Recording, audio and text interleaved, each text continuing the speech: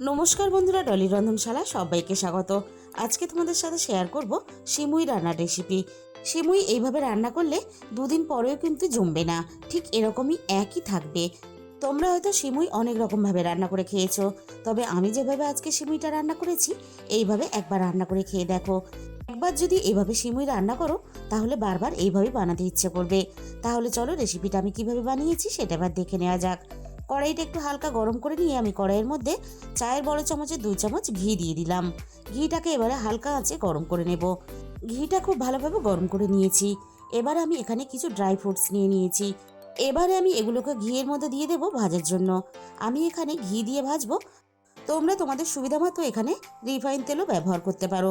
এবার আমি গ্যাসের ফ্লেমটা একেবারে লোতে রেখে ড্রাই ফ্রুটসগুলো নাড়াচাড়া করে হালকা করে একটু ভেজে নেব। আর ভাজার সময় খেয়াল রাখতে হবে খুব বেশি ভাজা হয়ে পুড়ে না যায়। আমি মিনিট খানেকের মতো নাড়াচাড়া করে একটু ভেজে নিয়েছি। এবারে আমি সমস্ত ড্রাই ফ্রুটসগুলো ঘি ঝরিয়ে কড়াই থেকে নামিয়ে নেব। কড়াইয়ের মধ্যে যেটুকু ঘি আছে এই ঘিয়ে আমি সিমুইটাকে ভেজে নেব। আমি এখানে মাঝারি সাইজের বাটির 1 বাটি সিমুই ব্যবহার করলাম। এবারে আমি সিমুইটাকে ভাজার জন্য ঘিয়ের মধ্যে দিয়ে দিলাম। ঠিক একইভাবে আমি এই সময়ও গ্যাসের ফ্লেমটা একেবারে লোতে রেখেছি। এবার আমি সিমুইটাকে নাড়াচাড়া করে হালকা একটু লালচে করে ভেজে নেব। আমি এখানে কাঁচা সিমুইটা ব্যবহার করেছি, তাই আমি একটু হালকা নাড়াচাড়া করে ভেজে নেব। তোমরা যদি ড্রাই রোস্ট করা সিমুইটাকে ব্যবহার করো তাহলে ভাজার দরকার নেই। সিমুইটাকে নাড়াচাড়া করে আমি মিনিট 3-4 মতো ভেজে নিয়েছি। সিমুইয়ের গায়ে দেখো একটা সুন্দর ভাজার কালার চলে এসেছে। এর থেকে বেশি আর ভাজবো না। এবার আমি সমস্ত ভাজা সিমুইগুলো কড়াই থেকে নামিয়ে নেব। যে বাটির মাপ করে আমি 1 বাটি সিমুই নিয়েছিলাম সেই বাটির মাপ করেই আমি 1 বাটি চিনি নিয়েছি। আমি হাফ বাটির একটু কম কড়াইয়ের মধ্যে চিনি দিয়ে দিলাম। আর চিনির পরিমাণটা অবশ্যই নিজেদের স্বাদ মতো ব্যবহার করবে। এবার আমি গ্যাসের ফ্লেমটা একইভাবে লোতে রেখে চিনিটাকে নাড়াচাড়া করে ক্যারামেল করে নেব। আর এই সময় তাড়াহুড়ো করে গ্যাসের ফ্লেম একেবারেই হাইতে দেওয়া যাবে না, তাহলে চিনিগুলো পুড়ে যাবে। এইভাবে অনবরত নাড়াচাড়া করলেই কিন্তু খুব সহজেই চিনিটা গলতে শুরু করবে। আর দেখতেই পাচ্ছ চিনিটা কিন্তু আস্তে আস্তে গলতে শুরু করেছে। চিনিটা দেখো খুব সুন্দর করে ক্যারামেল হয়ে গেছে আর সুন্দর একটা কালারও চলে এসেছে। তাড়াহুড়ো করে গ্যাসের ফ্লেম জোরে দিলে তাহলে কিন্তু চিনিটা পুড়ে যাবে আর ক্যারামেলটা কালো হয়ে যাবে। এবার আমি এই চিনির ক্যারামেলের মধ্যে দুধ দিয়ে দেব। আর দুধটা আমি আগে থেকেই হালকা একটু উষ্ণ গরম করে রেখেছিলাম।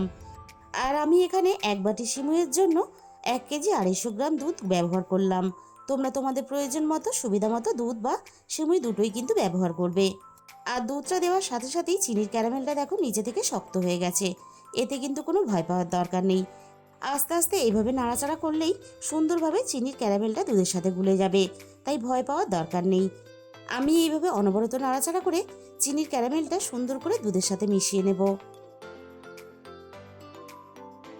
সিমুইয়ের মধ্যে সুন্দর একটা ফ্লেভার আসার জন্য আমি এখানে 4টে এলাচ দিয়ে দিলাম।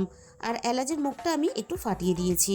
আর সাথেই আমি এখানে একটা তেজপাতা দিয়ে দিলাম। এবার আমি দুধের মধ্যে বাকি চিনিটা দিয়ে দেব।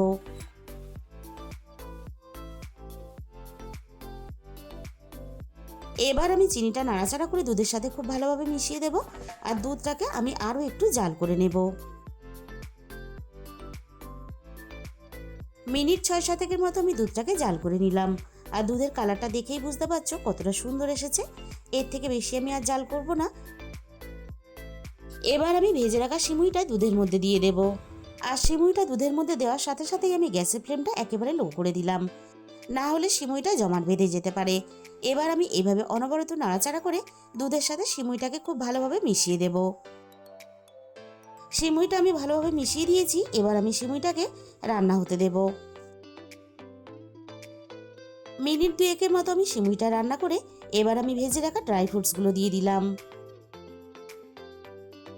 এবার আমি সবকিছু একসাথে এইভাবে নাড়াচাড়া করে খুব ভালোভাবে মিশিয়ে দেব। আর এইভাবে অনবরত নাড়াচাড়া করে সিমুইটা আরও একটু রান্না করে নেব। মিনিট 5 মতো আমি সিমুইটা বেশ ভালোভাবে রান্না করে নিয়েছি। আর সিমুইটা দেখো বেশ ভালোভাবে সিদ্ধ হয়ে গেছে আর গোটাও আছে। এর থেকে বেশি আমি আর রান্না করব না, তাহলে সিমুইটা অনেকটা গলে যাবে। এবার আমি গ্যাসের ফ্লেমটা বন্ধ করে মিনিট 5 মতো ঢাকা দিয়ে দিলাম।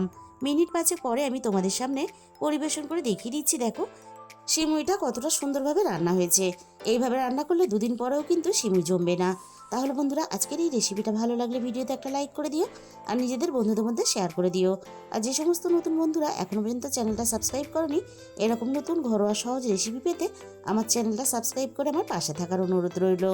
রেসিপিটা শেষ পর্যন্ত দেখার জন্য তোমাদের সবাইকে অসংখ্য ধন্যবাদ।